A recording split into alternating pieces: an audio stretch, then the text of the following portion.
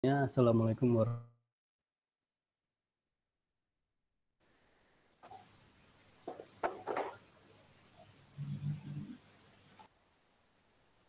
wabarakatuh. Baik, kita berjumpa lagi di pertemuan kali ini setelah sekian lama. Mungkin teman-teman libur untuk UTS, dan setelah UTS mungkin langsung 12 ke libur lebaran ya.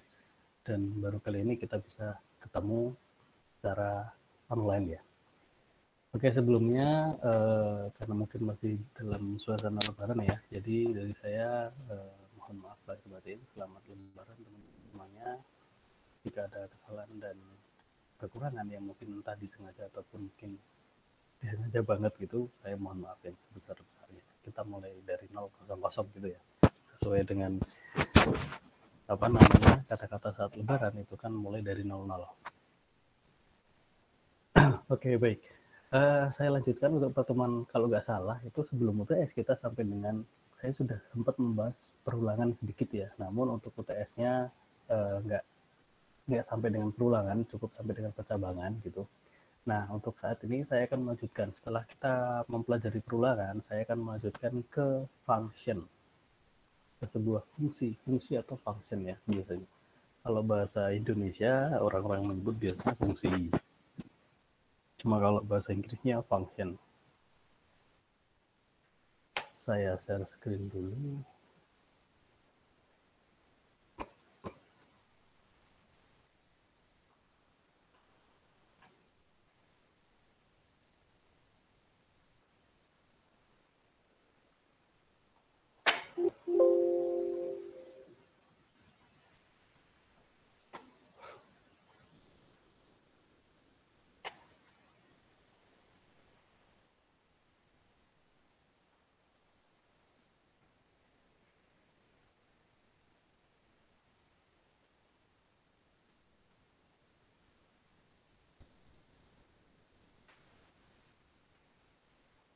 Oke, baik, sudah terlihat ya. Sampun, Pak. Oke, baik. Nah, kita pelajari fungsi atau function ya. Apa itu yang disebut sebagai function atau fungsi? Kita cek. Nah, fungsi itu diawali dari pemrograman berbentuk modular atau bersifat modular. Apa itu yang dimaksud dengan modular? Modular itu adalah pembagian program menjadi beberapa program kecil, atau sering disebut sebagai dibagi menjadi beberapa sub-sub program atau modul-modul. Nah, modul diawali dari kata modul. Itu kan berarti kita membagi sebuah program menjadi beberapa modul. Nah, di sini modular atau fungsi ya. Modular atau fungsi, kita diawali dari modular. Fungsi itu juga sama aja, fungsi itu konsepnya dari pemrograman modular. Nah, pemrograman modular ini adalah suatu teknik pemrograman di mana program yang biasanya cukup besar atau satu program besar itu dibagi-bagi menjadi beberapa bagian program yang lebih kecil, sehingga akan mudah dipahami dan dapat digunakan kembali, baik untuk program itu sendiri ataupun untuk program lain yang memiliki proses yang sama. Nah, modul ini di dalam bahasa pemrograman itu penyebutannya beda-beda. Kalau di bahasa C++, kita bisa menyebut sebagai dengan fungsi ataupun mungkin prosedur gitu. Nah, modul pada bahasa C++ itu dikenal dengan nama fungsi atau function, bahasa Inggrisnya itu. Sedangkan bahasa C++ itu terdiri dari beberapa fungsi, baik yang langsung dideklarasikan dalam program ataupun dipisah di dalam header file. Dan fungsi yang selalu ada dalam program C++ itu adalah fungsi main. Fungsi main ini itu juga fungsi juga, cuma ini berbeda dengan yang maksudnya dari yang mau saya maksud dengan modular atau fungsi.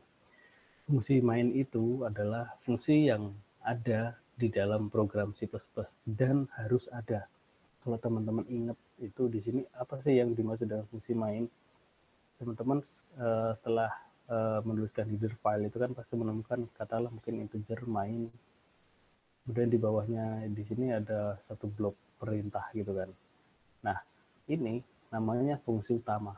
Fungsi utama itu di mana tempat seluruh perintah atau seluruh program yang ingin kita jalankan itu dimasukkan di eksekusi di sini. Jadi istilahnya ini tempat eksekusi gitu, bagi gampangnya gitu. Tapi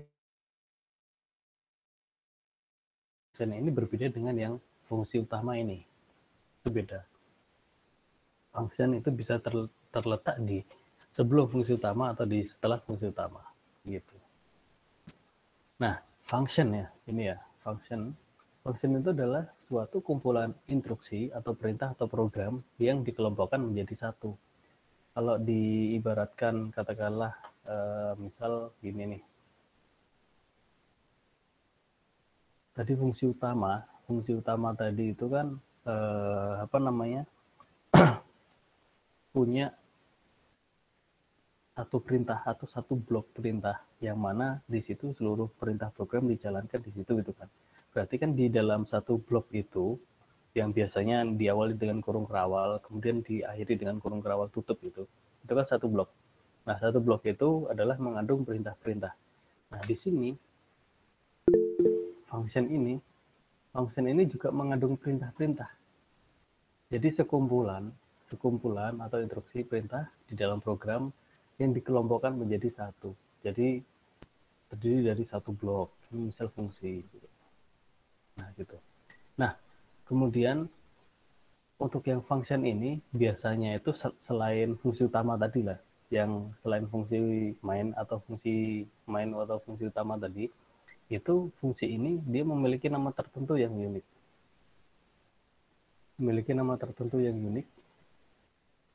Kemudian digunakan untuk mengerjakan suatu tujuan tertentu. Jadi setiap fungsi itu pasti punya tujuan tertentu.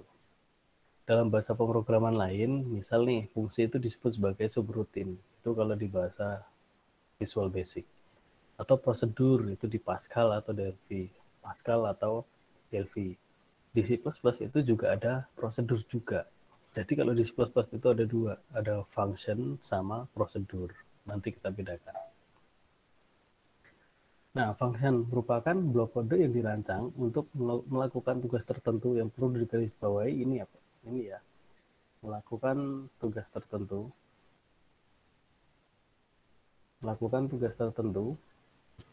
atau satu blok instruksi berarti tidak terpisah ya, satu blok yang dieksekusi ketika dipanggil di bagian lain dalam suatu program. Jadi kalau sudah dipanggil ya berarti dia mengerjakan. Kalau nggak dipanggil maka tidak dikerjakan. Ibarat kata gini deh, teman-teman berkelompok mengerjakan sebuah tugas. Oke, baik, yang presensi ditulis di list chat dulu aja ya.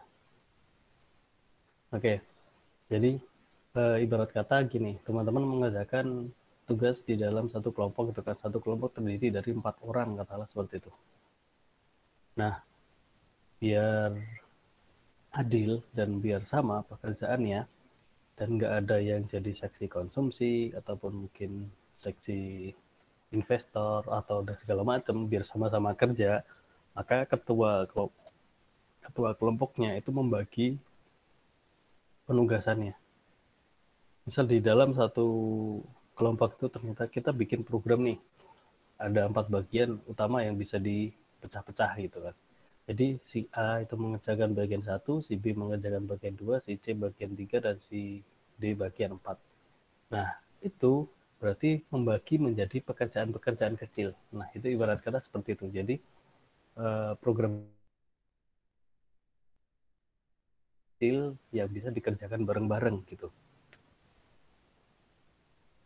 Nah, artinya pekerjaan tersebut jadi bebannya nggak terlalu berat gitu ya. Nggak terlalu berat, kenapa? Karena setiap orang punya pekerjaan masing-masing. Berbeda jika beban satu program itu dikerjakan oleh 2 orang, maka tanggung jawabnya lebih besar lagi gitu kan, lebih berat lagi gitu. Tapi kalau dipecah menjadi beberapa bagian kecil, maka itu akan lebih efektif gitu. Nah, fungsi itu digunakan jika kita dihadapkan oleh suatu permasalahan yang besar. Dengan kata kunci, fungsi, kita bikin program itu dapat dibuat fungsi kalau programnya itu besar. Kalau program kecil ya nggak bisa. Karena ini khusus untuk program yang besar. Loh, kenapa Pak?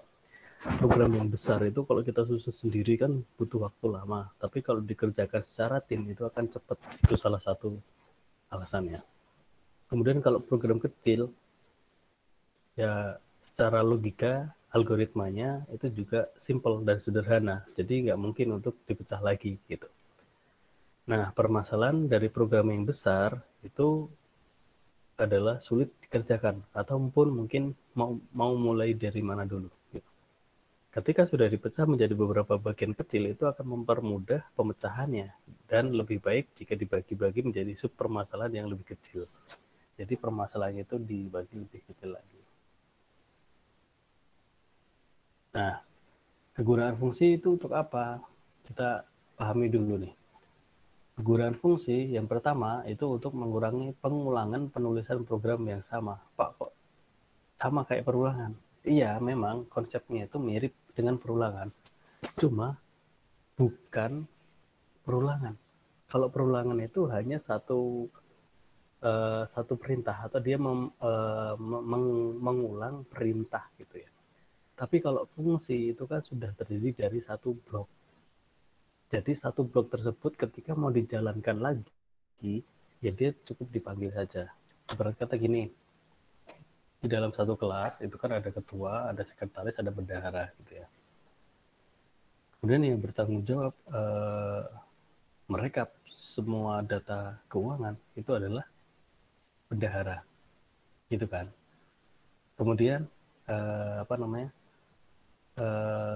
ketika ada yang bertanya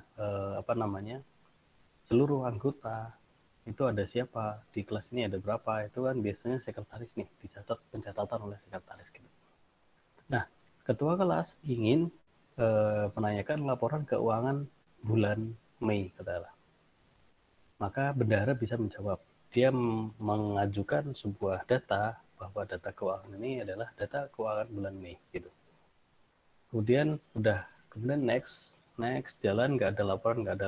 Kemudian tiba-tiba di bulan Agustus adalah bendahara tolong minta laporan keuangan bulan Agustus. Maka dia bisa memanggil sebuah fungsi, atau dia bisa memanggil bagiannya bendahara tersebut gitu.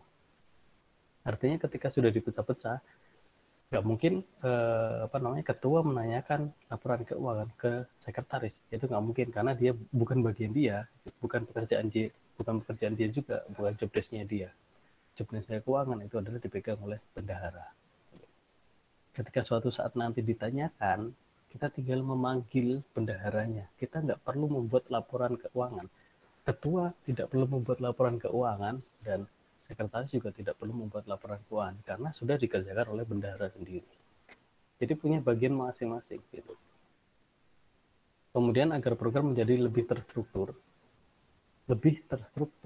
sehingga mudah dipahami dan lebih mudah untuk dikembangkan. Kenapa mudah dikembangkan? Karena bagiannya jelas. Misal nih, ini satu blok, ini bagian satu, ini satu blok, ini bagian dua, ini fungsi utama atau fungsi main. Nah, ketika ingin dimodifikasi, ini bagian A, bagian B. Yang mau dimodifikasi bagian B saja, maka kita hanya perlu mengutak-utak di bagian B saja. Bagian A dimodifikasi, berarti kita ngutak-utak bagian A saja. Tapi kalau ternyata tidak dibagi menjadi seperti ini, maka terdapat di dalam fungsi main semua di sini. Maka ini yang harus kita utak-utak. Kalau ini kita utak-utak, kita modifikasi, tinggal dipanggil di dalam fungsi utama saja. Nah, fungsi-fungsi yang sudah kita kenal sebelumnya itu adalah fungsi main. Fungsi main itu fungsi utama yang saya katakan tadi. Dan itu bersifat mutlak. Karena fungsi ini, maka program akan dimulai. Jadi tempat eksekusi. Nah, tadi saya katakan tempat eksekusi.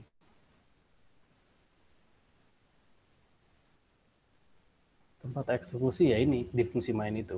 Pak, terus yang function atau prosedur itu yang mana? Function atau prosedur itu yang buatan manusia. Artinya kita bisa bikin dengan nama kita sendiri, kita bisa bikin dengan sesuka hati. Tapi kalau yang fungsi utama ini, fungsi bawaan, bahasa pemrograman C++ bawaan, dan harus ada mutlak. Karena fungsi-fungsi yang dibuat oleh manusia atau fungsi-fungsi yang dibuat oleh programmer itu akan dipanggil di dalam fungsi utama juga gitu. Jadi tempat eksekusi itu hanya untuk mengeksekusi seluruh program entah seluruh perintah atau seluruh fungsi. Jadi saya garis bawah lagi, fungsi main ini adalah tempat eksekusi perintah. Pak, yang perintah maksudnya gimana? Perintah itu yang di luar fungsi, ataupun mungkin fungsi atau prosedur, gitu. Kalau perintah ya berarti kita menuliskan beberapa perintah langsung di dalam fungsi utama, yang seperti teman-teman kemarin lakukan di yang kemarin itu. Nah itu kan ada statement, ada pernyataan, ada statement, ada pernyataan, itu langsung dituliskan di fungsi utama. Nah, itu jadi tempat eksekusinya ada di situ. Kalau kita bikin fungsi, ya pemanggilan fungsinya itu di dalam fungsi utama atau di dalam fungsi main. Kalau kita bikin prosedur, ya berarti prosedurnya itu dipanggil atau dieksekusi di dalam fungsi main juga. Jadi seperti itu. Jadi ini bersifat mutlak. Keuntungan fungsi, menguraikan tugas pemrograman rumit menjadi langkah-langkah yang lebih kecil atau sederhana. Kemudian mengurangi duplikasi kode yang sama ditulis berulang-ulang, kemudian dapat menggunakan kode yang ditulis dalam berbagai program yang berbeda, kemudian memecah program besar jadi program kecil, sehingga dapat dikerjakan oleh programmer atau dipecah menjadi beberapa tahap, sehingga mempermudah pengerjaan dalam sebuah proyek. Jadi ibarat kata gini deh, mau bikin pisang goreng nih. Kalau dikerjakan sendiri ada beberapa pekerjaan yang harus dikerjakan. Ngupas kulit gitu kan, sama motong-motong pisang gitu kan. Kemudian ngaduk-aduk di adonan tepung gitu kan, yang satu goreng. Berarti ada 3 jenis pekerjaan. Akan lebih mudah kalau dikerjakan bertiga. Yang satu bagian ngupas kulit sama motong-motong pisang, yang satunya menyampur ke adonan tepung, yang satunya lagi bagian penggorengan. Lebih mudah karena dibagi menjadi beberapa bagian kecil. Yang mungkin kalau kita kerjakan sendiri, kita masih motong-motong, itu butuh waktu 10 menit, kita ngaduk-ngaduk butuh waktu 10 menit, kemudian kita goreng butuh waktu 10 menit, maka 30 menit baru jadi. Tapi kalau motong-motongnya, kalau dikerjakan bareng-bareng, motong-motong 10 menit, kemudian ngaduk adonan itu 10 menit, dan menggoreng 30 menit, goreng 10 menit, artinya apa? Dalam waktu memotong itu mungkin nggak sampai 10 menit sudah ada yang bisa dicampur ke adonan. Dalam waktu 10 menit yang menyampur adonan, ternyata itu udah ada yang siap untuk digoreng. Katakanlah tahap pertama butuh waktu 5 menit sudah ada yang bisa masuk ke adonan. Tahap kedua 5 menit sudah bisa masuk ke penggorengan. Dan penggorengan itu 10 menit, maka waktu yang dibutuhkan hanya 20 menit. Berarti lebih cepat daripada dikerjakan sendiri. Kemudian menyembunyikan informasi dari user sehingga mencegah adanya perbuatan iseng seperti memodifikasi atau mengubah program yang kita buat. Kenapa? Karena informasi yang dibuat oleh programmer itu sendiri, artinya fungsi itu dibikin oleh programmer, jadi ada perintah-perintah yang bisa dibuat sendiri. Meningkatkan kemampuan pelacakan kesalahan. Jika terjadi suatu kesalahan, kita tinggal mencari fungsi yang bersangkutan dan tidak perlu mencari kesalahan tersebut di seluruh program. Kalau tadi, misalnya ibarat kata kayak kasus goreng pisang tadi, yang satu motong-motong sama ngupas, kemudian yang dua aduk adonan, yang ketiga goreng. Ketika ternyata digoreng itu, loh kok ini ada satu pisang yang masih ada kulitnya, gitu kan. Siapa yang salah? Apakah semuanya salah? Tidak. Oh ini belum dikupas, berarti kesalahan terdapat di bagian pengupasan. Oh ini potongannya kurang besar, ini potongannya kurang kecil, ini masih utuh, harusnya kan dipotong jadi 2 gitu. Berarti bagian kesalahannya terdapat di bagian pengupasan dan pemotongan. Jadi kesalahan itu hanya bersifat lokal. Kecuali kalau dikerjakan sendiri, kita motong-motong, kemudian ternyata ada kelupaan yang belum dikupas kulitnya, tiba-tiba langsung digoreng. Yang salah siapa? Kita harus mencari tahu. Oh ini tadi pas ngadu adonan kayaknya udah nggak ada gitu kan, tapi kok pas digoreng ada kulitnya, ada segala macam. Oh berarti kan kita harus mengutak-utak mencari dari proses awal. Tapi kalau sudah dibagi menjadi beberapa bagian kecil, maka kesalahan itu bersifat lokal, jadi tidak berpengaruh. yang ngadu adonan saya nggak salah kok gitu kan saya pekerjaannya cuma ngadu adonan gitu kan. Yang goreng saya juga cuma goreng gitu kan. Nah berarti kesalahan ada di satu pihak gitu. Jadi yang diperbaiki tidak keseluruhan program tapi hanya satu pihak saja. Nah ilustrasinya seperti ini.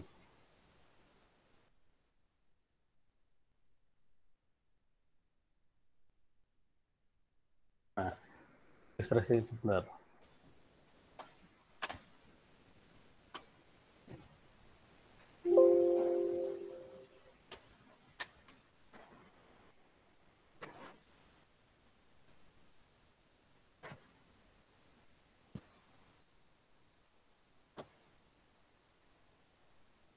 Kayaknya saya salah slide. Saya ulang lagi.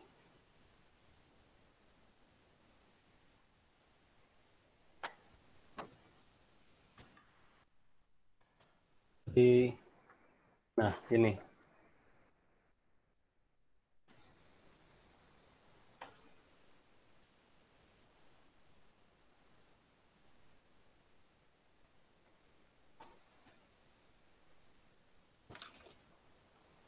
Oke, sudah terlihat ya.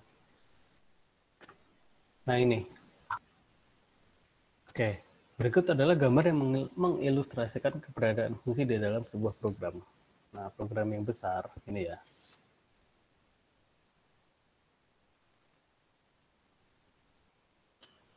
Program yang besar kan ini program besar nih.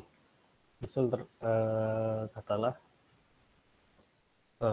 program minimarket katalah gitu ya.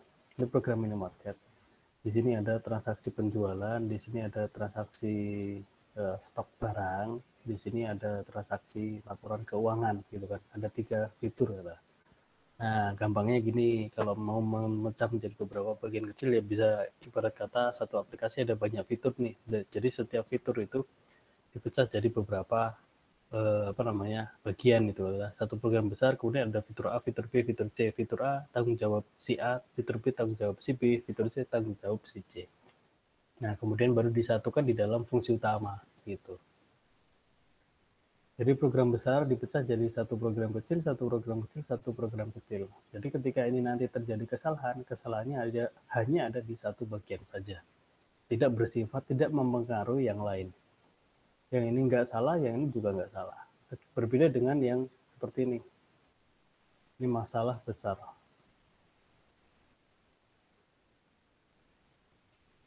Baris gini ya. Ketika ini salah, siapa yang salah? Ya ini semuanya ini salah. Kita harus memperbaiki keseluruhan.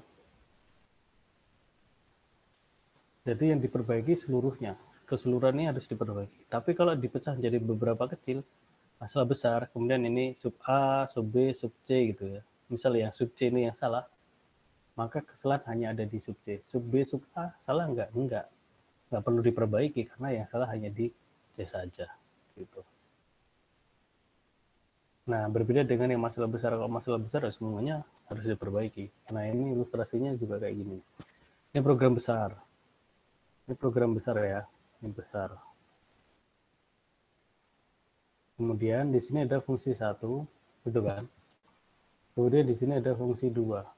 Nah, ini fungsi utama.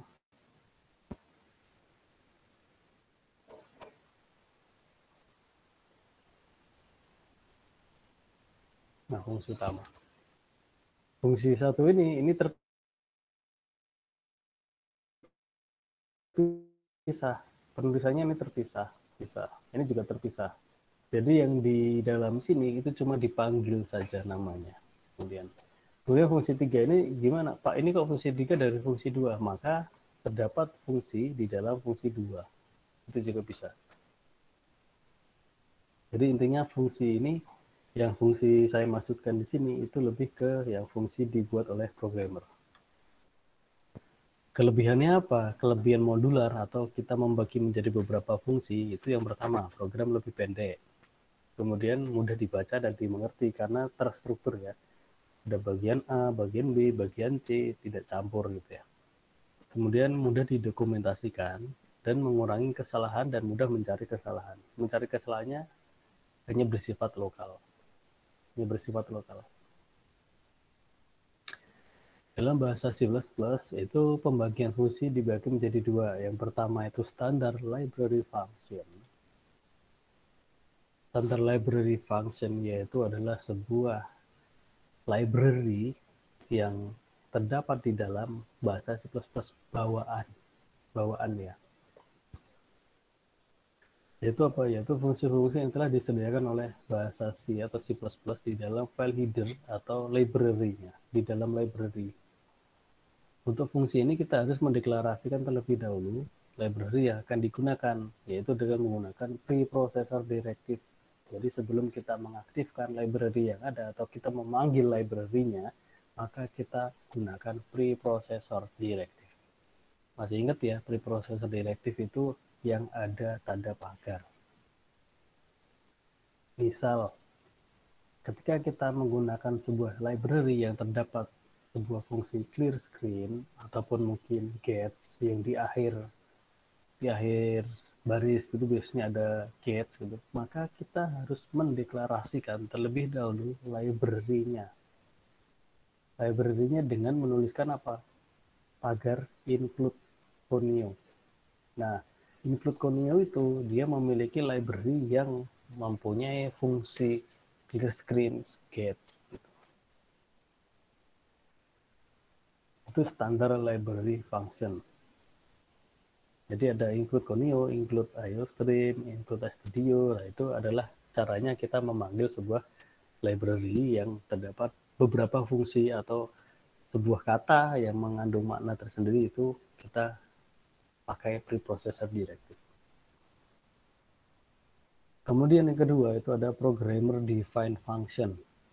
Programmer defined function adalah fungsi yang dibuat oleh programmer. Sesuai dengan namanya, dibuat oleh programmer. Yaitu adalah fungsi yang dibuat oleh programmer sendiri. Atau biasanya di sini itu terdapat dua. Ada prosedur. Tadi saya katakan prosedur ya. Dan ada fungsi. Gitu. Letaknya terpisah dari program utama. Letaknya terpisah.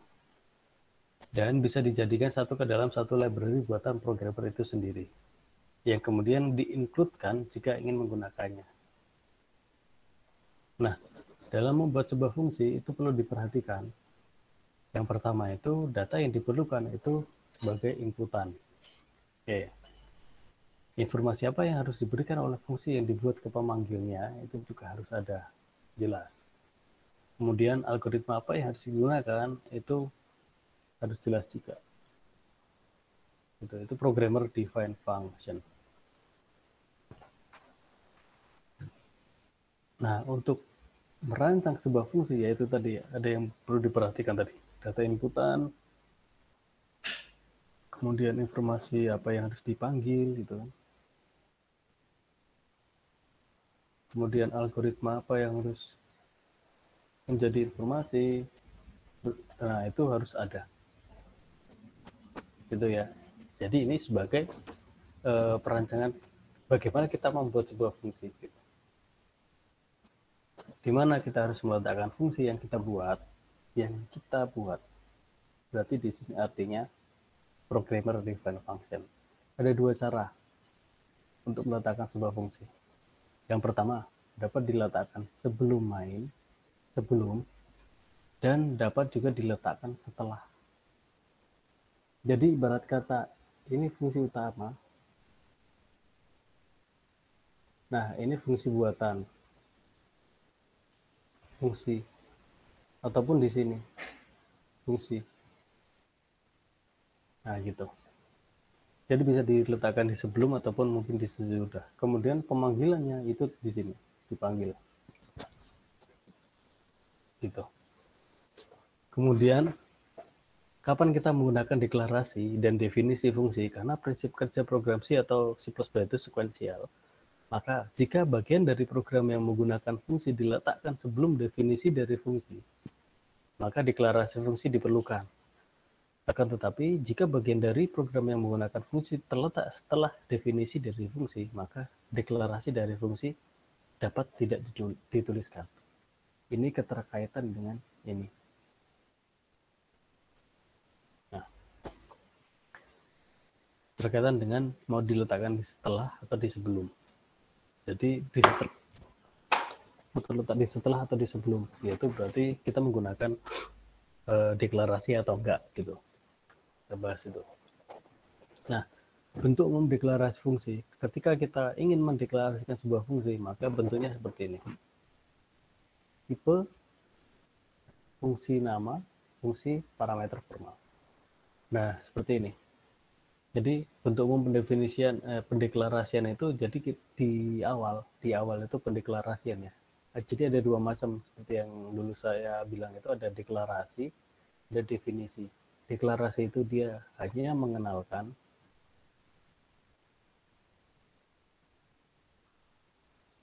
kemudian di sini detail, lebih detail ya. Aduh, maaf ya.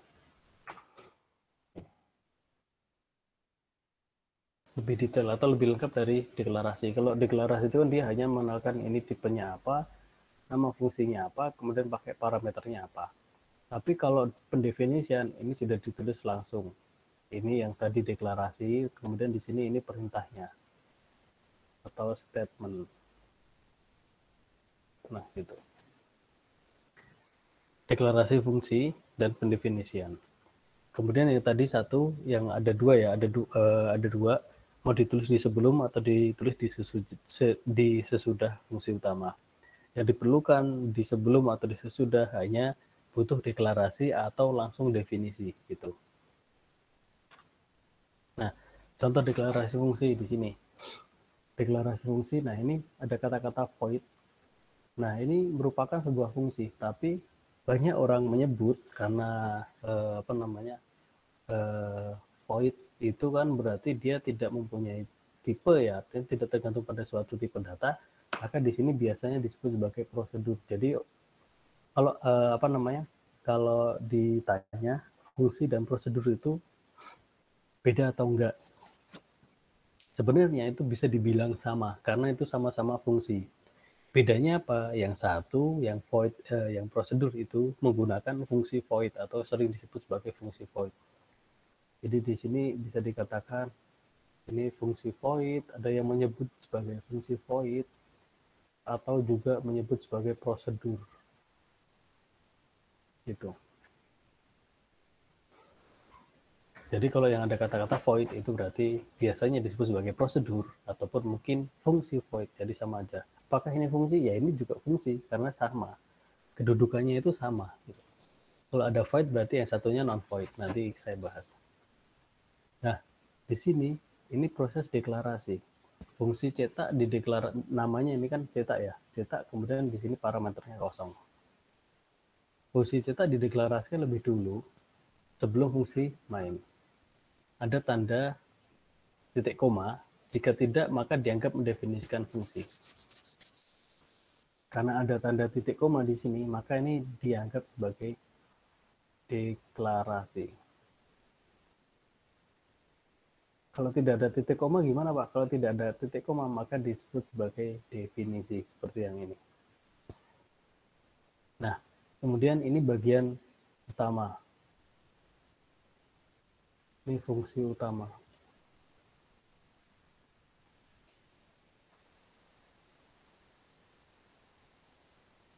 Fungsi. Ini badan fungsi.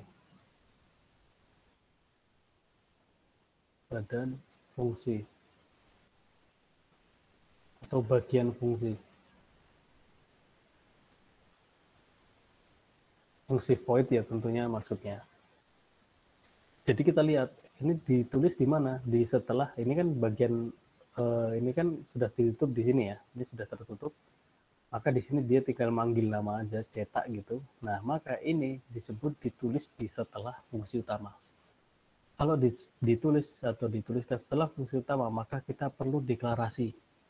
Berarti harus dikenalkan dulu sebelumnya gitu. Karena di dalam fungsi utama itu tinggal dipanggil. Maka kalau nggak dikenalkan, maka fungsi utama itu tidak bisa memanggil gitu ya. Ini loh tim A namanya itu Andi gitu. Ketika fungsi utama dipanggil, Andi, mana pekerjaanmu? Gitu. Maka dia sudah kenal. Gitu.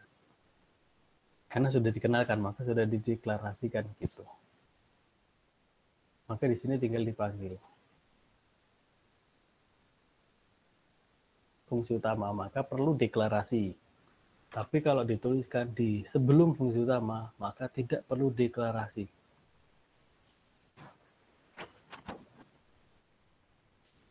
Nah, ini juga sama ini.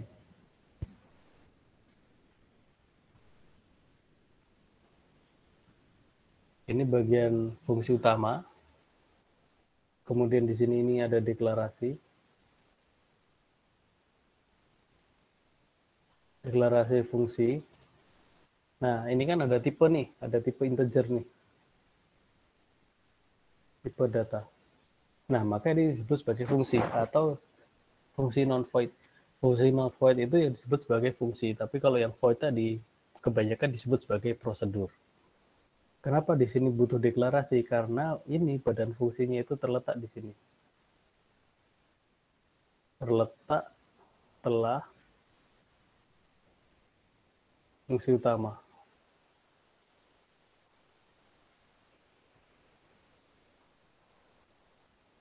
Nah, itu.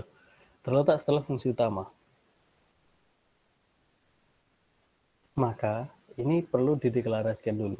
Jadi, sekali lagi, kalau teman-teman mau membuat sebuah fungsi itu diletakkan di setelah fungsi utama, maka perlu deklarasi fungsi. Tapi kalau tidak, kalau ditulis di sebelum fungsi utama, artinya kalau ditulis di sebelum gimana? Kalau ditulis di sebelum, posisinya ada di sini berarti. Nah, gitu. Posisinya ada di sini. Kalau posisinya di sini, kita tidak perlu deklarasi, tapi kita langsung menuliskan seluruh badan fungsinya itu ada di sini. Setelah using namespace ini boleh. Baru setelah itu di sini tinggal memanggil namanya. Di sini kan ada nih, hitung nih. Hitung. Hitung ini nama fungsi. Nah, di sini kan deklarasi nih. Ini juga nama fungsinya nih. Fungsinya hitung. Gitu.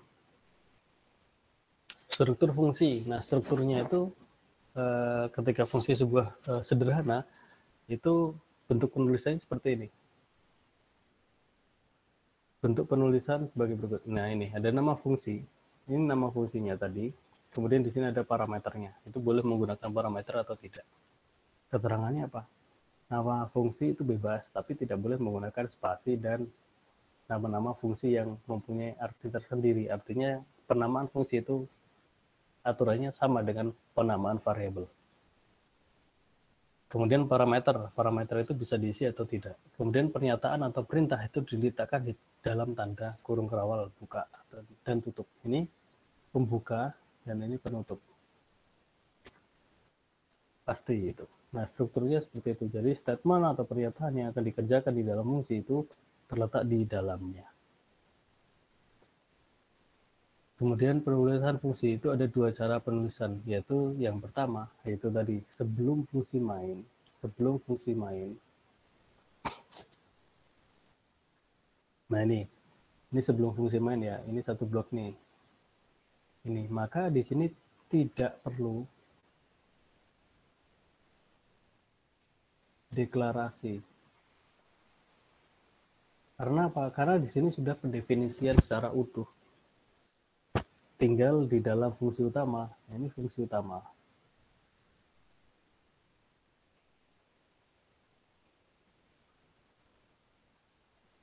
Tinggal dipanggil nama fungsinya aja. Jadi hanya dipanggil. Terus satu fungsi itu dikerjakan di mana? Ya dikerjakan di badan fungsinya, di badan fungsinya. Cuma di dalam fungsi utama ini dia hanya memanggilnya saja. Gitu.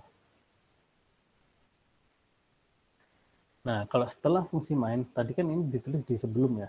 Sekarang ini setelah. Setelah fungsi utama. Contoh ya, ini. Fungsi utama ini. Fungsi utama itu ada di tengah ini ya. Coba di sini, fungsi utama. Nah, kemudian ini badan fungsi. Ini badan fungsi. Nah, di sini ini perlu deklarasi.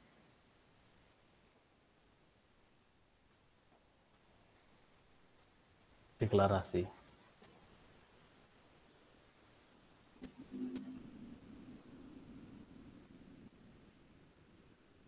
Jadi di sini sudah ada bagian-bagiannya dan sudah saya jelaskan juga itu ada satu-satu.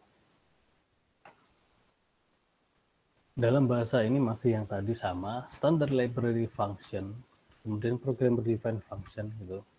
Nah, yang pertama tadi kan ada dua nih, ada yang programmer defined function itu ada yang void sama non void. Tadi kan ada beberapa kata void dan ada juga yang pakai tipe data. Kalau yang void itu fungsi tanpa return value atau fungsi yang tidak mengembalikan nilai.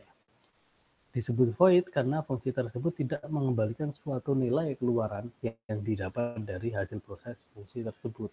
Jadi fungsi void itu sering disebut juga sebagai prosedur. Jadi saya katakan void itu disebut sebagai prosedur. Gampang banget membedakannya. Jadi cirinya apa? Kan ada keyword void ya. Kalau void itu pasti ada kata-kata void, tapi kalau bukan void maka tidak ada kata-kata keyword void. Itu yang paling mencolok untuk membedakan keyword void ini. Kemudian tidak adanya tipe data di dalam deklarasi fungsi. Tidak ada tipe data. Kemudian tidak adanya keyword return, karena tidak mengembalikan nilai, maka tidak ada keyword return. Tidak dapat langsung ditampilkan hasilnya, jadi hasilnya tidak dapat langsung ditampilkan. Tidak memiliki nilai kembalian fungsi. Kemudian, keyword void itu juga digunakan jika satu function tidak mengandung satu parameter apapun. Jadi kalau tanpa parameter itu bisa menggunakan void juga. Sedangkan parameter itu ada dua. Yang pertama itu ada parameter value, adalah variabel inputnya yang jadi sebuah inputan, karena untuk fungsi itu kan harus ada proses input ya. Kemudian parameter reference atau alamat, parameter address adalah variabel outputnya. Kemudian instruksi. Instruksi itu adalah program dengan menghilangkan instruksi untuk menginputkan data pada variabel input, dan instruksi dapat menampilkan hasil dari variabel outputnya. Jadi ada beberapa instruksi fungsi. Tapi yang paling mencolok ciri-cirinya ya ini tadi. Bentuk umum void. Penulisannya itu sebenarnya sama untuk bentuk umumnya, cuma beda ini, void sama non void. Kalau void itu ya berarti menggunakan kata void, kalau non void berarti menggunakan tipe data. Nah ini, misal ya di sini ada void tampil nama, di sini ini void nih, berarti ini sebuah prosedur.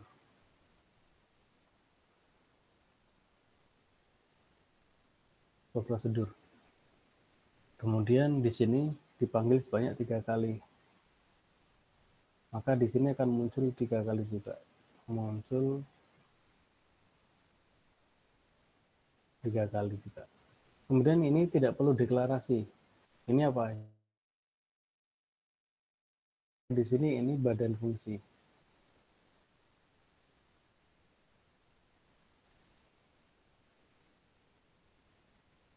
Nah, karena ditulis sebelum fungsi utama. Dalam program di atas ada sebuah fungsi yang bernama tampil nama. Namanya kan bebas toh. Kemudian berguna untuk menampilkan data nama sesuai dengan perintah yang ada di dalam fungsi tersebut. Dalam program utama atau fungsi main, cara pemanggilan fungsi adalah dengan menulis nama fungsinya. Jadi program di atas akan tampil 3 kali, maka dipanggil sebanyak 3 kali. Pak, kalau memanggilnya dengan peruangan gimana Pak? Ya boleh saja. Kemudian yang kedua itu ada non-void. Non-void berarti menggunakan tipe data. Kebalikannya yang tadi, ada keyword return. Kemudian ada tipe data. Tipe datanya itu ada. Kemudian tidak ada keyword void, ini nggak ada ya. Memiliki nilai kembalian. Tuh. Kemudian dapat dianalogikan sebagai suatu variabel yang memiliki tipe data tertentu. Jadi ibarat kata kayak sebuah variabel aja deh. Oh, variabel tapi memiliki tipe data tertentu gitu kan. Sehingga dapat langsung ditampilkan hasilnya. Kemudian parameter formal atau parameter value itu adalah variabel inputnya, itu masih sama juga. Kemudian parameter reference atau address itu sebagai outputnya, dan instruksinya itu juga sama juga. Jadi kalau paling gampang itu kalau ada kata-kata void berarti itu prosedur, tapi kalau nggak ada void atau nggak pakai kata-kata void itu berarti fungsi. Bentuk umumnya ini sama, penulisannya sama. Cuma di sini membedakannya itu ini bukan, nah, bukan void,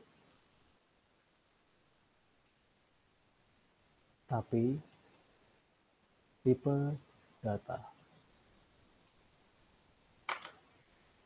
Itu yang membedakan hanya itu. Kalau urutannya sama, parameter 1, parameter 2 itu sebagai parameter value, parameter reference, kemudian statementnya itu ada di situ. Nah itu.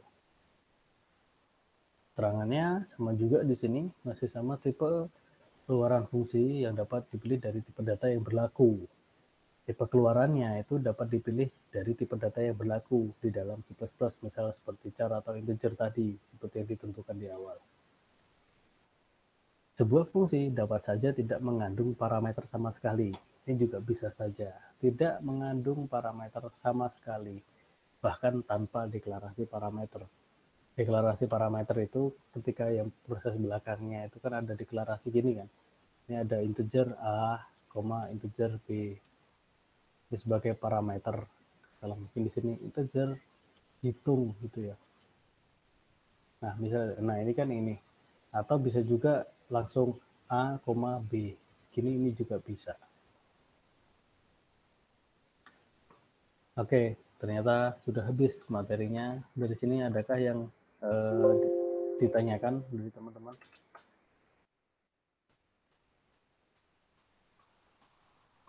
Ada pertanyaan? Belum ada, Pak. Belum ada ya? Oke, lanjut ini dulu, presensi dulu. Tadi saya baru sampai ke Rizky ya, tambah Arvin.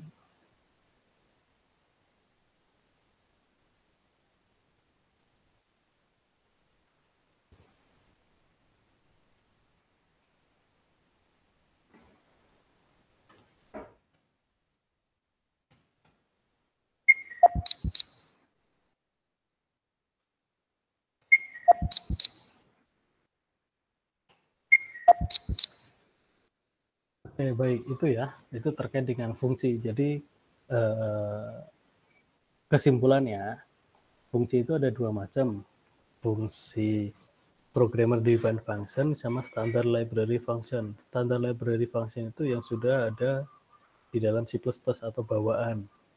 Kayak misal perintah clear screen, perintah get, perintah return, yang mana ketika kita ingin menggunakan sebuah kata tersebut, atau kita menggunakan sebuah kata yang memiliki arti khusus, maka kita harus membuat sebuah preprocessor directive untuk memanggil library tersebut, di mana library tersebut itu tersimpan, seperti include Conio, include IOStream, include stdio, itu kan sebuah preprocessor directive untuk memanggil sebuah fungsi bawaan. Kemudian di dalam bahasa C++ ketika kita mengeksekusi program itu terdapat fungsi utama atau fungsi mutlak yang bersifat mutlak, yaitu fungsi yang harus ada karena di tempat tersebut kita mengeksekusi seluruh perintah ataupun mungkin seluruh fungsi. Kemudian programmer defined function itu ada dua macam, fungsi void sama fungsi non void. Yang void itu disebut sebagai prosedur, yang non-void berarti yang tidak menggunakan kata-kata void itu disebut sebagai fungsi atau function. Kemudian cara penulisannya itu ada dua macam, ditulis di sebelum ataupun mungkin di sesudah. Tapi kalau pemanggilannya itu semuanya ada di dalam fungsi utama atau di dalam fungsi main. Mau ditulis di sebelum atau di sesudah tetap dipanggilnya di dalam fungsi main. Kemudian jika ditulis di sesudah atau di akhir ya di belakang gitu, maka kita perlu mengenalkan dulu, karena kan C++ itu dia mengeksekusi dari atas ke bawah ya, urutannya dari baris ke atas kemudian turun ke bawah-bawahnya itu kan. Nah kalau ditulis di sesudah, otomatis kan penulisan fungsinya, badan fungsinya itu kan ada di setelah fungsi utama ya, setelah pemanggilan, maka padahal dipanggilnya itu di dalam fungsi utama dipanggil gitu. Maka kalau kita tidak mengenalkan dulu, nanti dia tidak kenal gitu kan. Ini loh orangnya, kayak misalnya ini teman-teman mau nongkrong gitu kan. Nanti aku bawa temen ya. Ini aku bawa temen namanya Dino gitu. Oke, maka dikenalkan dulu kan di awal gitu. Karena bawanya belakangan gitu. Kecuali teman-teman langsung datang langsung mengenalkan, ini loh aku bawa teman namanya Dino gitu. Langsung di situ, langsung pas di tempat atau di on the spot gitu. Tapi kalau sebelum berangkat teman-teman itu mau mengenalkannya di akhir, maka teman-teman mengenalkan dulu gitu. Ibarat kata seperti itu prosesnya. Itu fungsi void dan fungsi non void. Fungsi void itu disebut sebagai prosedur, fungsi non void itu disebut sebagai function atau fungsi. Ada yang bilang katanya fungsi sama prosedur itu beda, tapi kalau di dalam C++ itu kedudukannya sama. Bedanya yang satu itu mengandung nilai balik, yang satunya tidak mengandung nilai balik. Yang tidak mengandung nilai balik itu ya berarti ya void tadi atau disebut sebagai prosedur. Seperti itu. Ada dua cara penulisan, ada dua macam fungsi, programmer atau standar. Yang di programmer itu ada dua macam, void dan non void. Ada dua macam penulisan sebelum dan sesudah. Untuk bagian-bagiannya atau struktur penulisannya itu urutannya sama. Bedanya ada tipe data dan tidak ada tipe data. Oke, kurang lebihnya seperti itu. Masih cukup jelas ya? Ada yang bingung ataupun mungkin belum begitu jelas? Nggak ada ya? Belum ada Pak, mungkin menyusul nanti pertanyaan sekarang nanti sambil jalan Pak. Oke, boleh. Jadi sambil jalan-jalan itu ya. Nggak masalah, nanti kalau Bapak share materi nanti kan sambil kita pahami Iya. ulang lah Pak. Kalau ada Oke, mungkin ada yang belum jelas nanti kita bertanya mungkin melalui grup ya Pak. oke, boleh, baik. Jadi ini nanti materinya saya share di Waskita ya. Setelah Iya Pak. ini selesai nanti saya upload di Waskita. Oke, kalau tidak ada sambil dipelajari teman-teman dulu. Mungkin kalau ada yang masih bingung ataupun apa, mungkin besok pas waktu praktikum, nah itu kan kita ketemu di praktikum lagi ya. Jadi sekalian di situ langsung bisa dipraktekkan, langsung bisa dieksekusi, dicari tahu mungkin kebingungannya teman-teman berada di mana itu posisinya. 18 ini saya presentasi dulu yang terakhir ini ya. 0987. Oke, sudah semua ya. Ini sudah ke input semua presensinya. Baik, kalau tidak ada pertanyaan lagi, mungkin saya rasa cukup untuk pertemuan kali ini. Mungkin teman-teman bisa melanjutkan dengan aktivitas lain yang mungkin mau sarapan ataupun mungkin nanti ada perkuliahan lagi, bisa dilanjut dulu. Sekian dari saya akhiri sampai di sini dulu. Kita ketemu lagi di pertemuan praktikum. Bila taufiq wal hidayah. Wassalamualaikum warahmatullahi wabarakatuh.